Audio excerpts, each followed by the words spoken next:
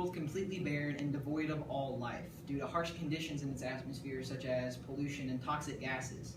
This made the formation of oxygen completely impossible. This is what Earth looked like 4.5 billion years ago when it was first formed, and a lot's changed about it since then. First of all, vital nutrients such as clean water has made its way down to Earth, which then rejuvenated and made it into the beautiful planet that we see today. However, what if I were to tell you that an environment very similar to early Earth can still be found on Earth today? Where would you find such an environment? Well, according to oceanservice.noaa.gov, the answer lies under the sea. The site states that hypoxic zones are areas of the ocean of such low oxygen concentration that animal life slowly suffocates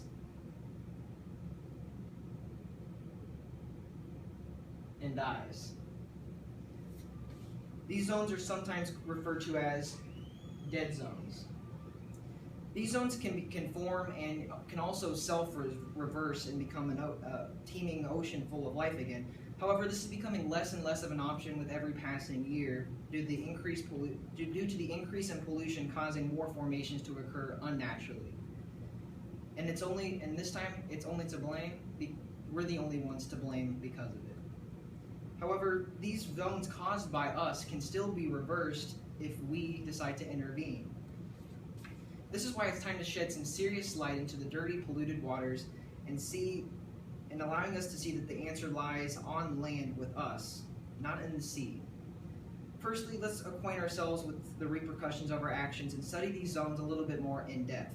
Secondly, let's look to see how we can diminish these repercussions by protecting the environment in our own backyards.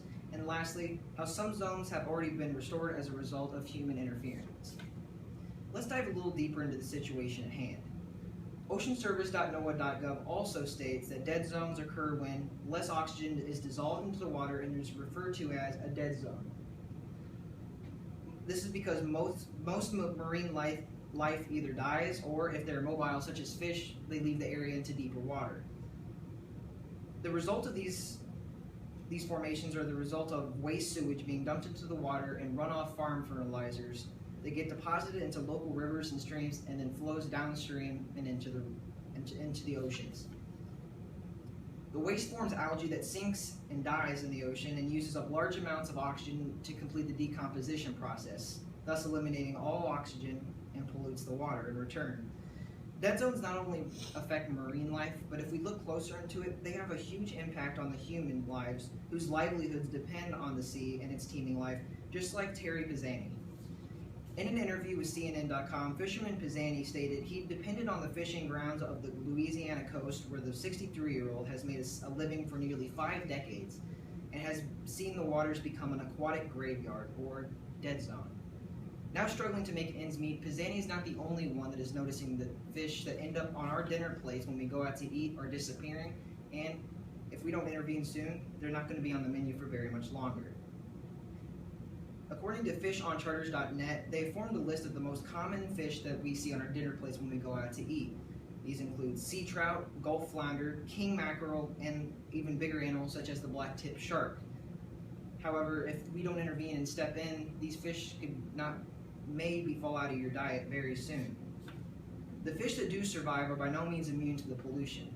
In fact, 7% of the world's oceans are now considered dead.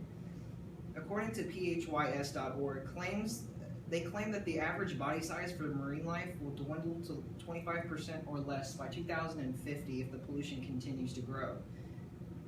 Already, 8,000 square miles of the 60,000 square miles of the Gulf is already dead, and though this might be a fraction of the overall size of the Gulf of Mexico, the number is slowly growing with each passing year.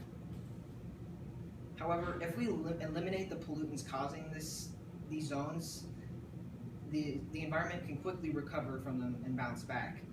After the Soviet Union fell, fertilizer prices went up and the demand for them went down in Europe.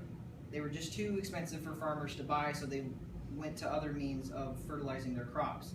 As a result of this, Europeans saw a decrease in dead zones as a result of this, and they completely reversed.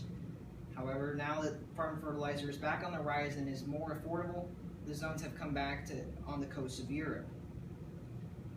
When used in abundance on crops, runoff fertilizer runs off into the rivers, which travels downstream to the oceans as well. However, farmers aren't the only ones to blame. You as an individual can also pollute the waters of the Gulf of Mexico and waters around the world. However, you can also be the ones to intervene and stop it. Urban runoff, such as lawn pesticides, salt for ice, and car emissions and oil are all part of what we may find around our households and garages. However, these also get into the soil and work their way into streams and then make their way downstream as well. So we still very much have a part in polluting the waters ourselves. However, if our community can band together and fix this problem by creating, according to livinglandsandwaters.org, runoffs. They're 5K runs designed to raise awareness for runoff pollution, and it's just designed to bring about community awareness. And you can even band together and do community river cleanups that makes the waters less polluted, and as a result, the San Francisco Bay has already had a reduce in dead waters thanks to the service cleanups involved.